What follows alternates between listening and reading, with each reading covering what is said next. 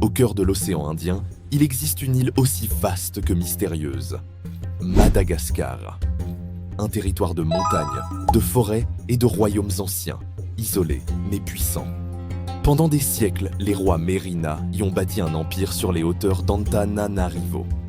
Et parmi eux, une femme allait marquer à jamais l'histoire. Ranavalona Ier, surnommée la Reine de Fer.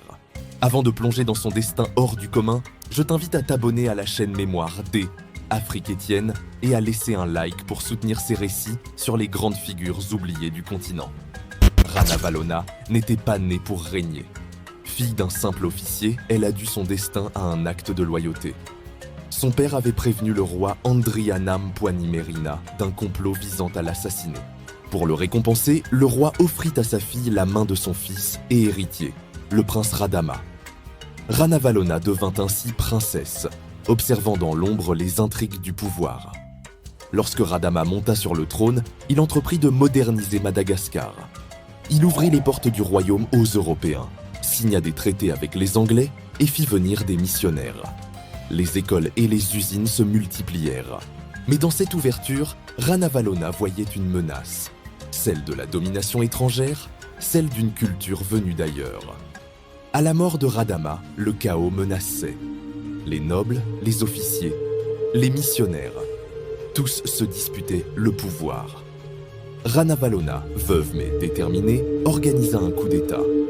Avec l'appui du général Andriamamba et de fidèles soldats, elle élimina ses rivaux et s'empara du trône. C'était en 1828. Une nouvelle ère s'ouvrait sur Madagascar. Les premiers mois furent marqués par la terreur.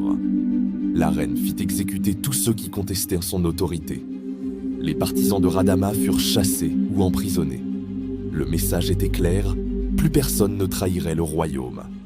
Ranavalona voulait restaurer la souveraineté, affirmer l'indépendance du peuple malgache face à l'Europe.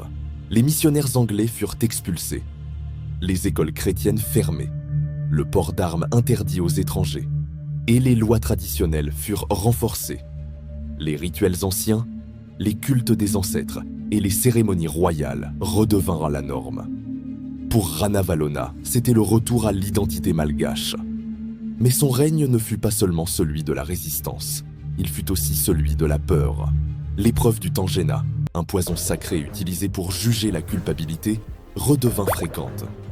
Des milliers de personnes furent condamnées, parfois injustement. La justice divine était impitoyable, et la reine laissait faire. À Antananarivo, les espions de la cour surveillaient chaque murmure. La peur planait sur la capitale, mais aussi le respect.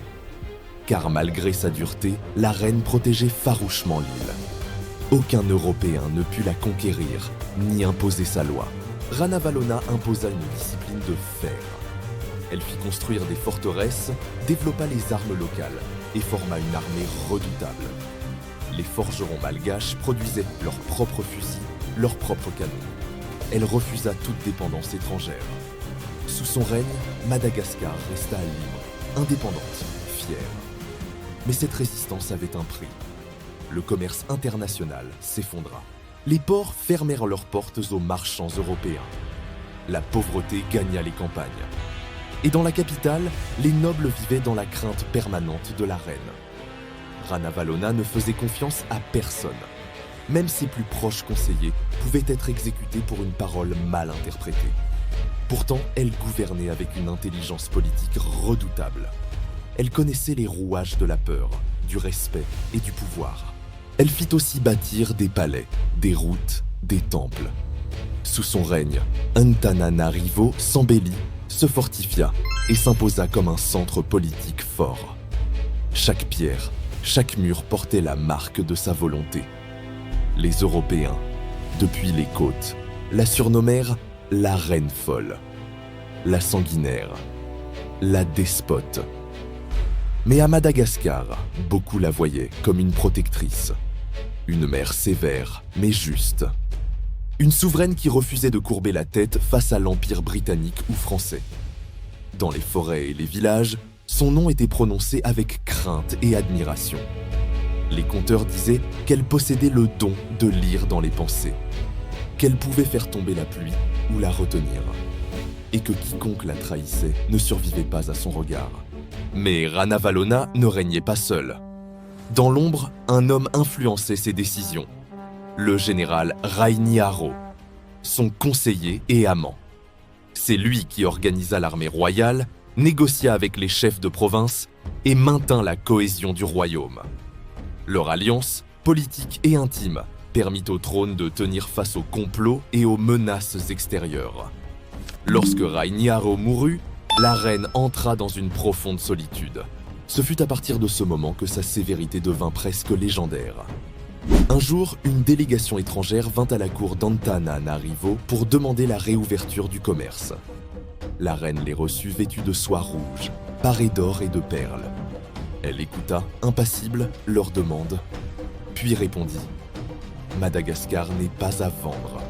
Aucun roi, aucune reine ne peut vendre la terre de ses ancêtres. » Les diplomates quittèrent le palais sous le regard muet de l'armée.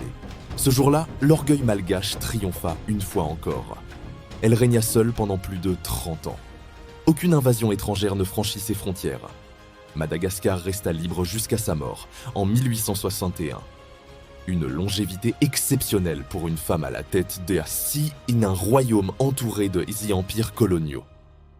Lorsque la nouvelle de sa mort parvint aux Européens, les cloches sonnèrent à Londres et à Paris. Les missionnaires exilés célébrèrent la fin de la tyrannie. Mais à Antananarivo, le peuple resta silencieux. Les tambours résonnaient d'un rythme lent, solennel, presque sacré. Une ère s'achevait. Son fils, Radama II, lui succéda avec l'idée d'ouvrir de nouveau l'île à l'Occident. Mais ce choix précipita la chute du royaume. Moins de 40 ans après la mort de Ranavalona, Madagascar devint une colonie française. Et alors, les historiens européens réécrivirent son histoire. Ils firent d'elle une tyran, une sauvage, une reine cruelle. Mais la vérité, c'est qu'elle avait résisté, seule contre tous. Aujourd'hui encore, à Madagascar, son souvenir divise. Pour certains, elle symbolise la brutalité du pouvoir. Pour d'autres, elle incarne la force d'une souveraine qui protégea son peuple de la colonisation. Une femme redoutée, mais respectée. Une reine de fer, forgée dans la solitude et la dignité. Son règne n'était pas parfait, mais il fut libre. Et dans l'histoire africaine, peu de souverains peuvent en dire autant. La mémoire de Ranavalona Ier nous rappelle que la liberté a toujours un prix. Un prix parfois lourd, mais nécessaire. Merci d'avoir suivi ce récit. Si tu veux soutenir le travail de mémoire d'Afrique Étienne, n'hésite pas à t'abonner, à laisser un like et à partager cette vidéo pour que elle, histoire de Ranavalona Ier, continue de vivre à travers le temps.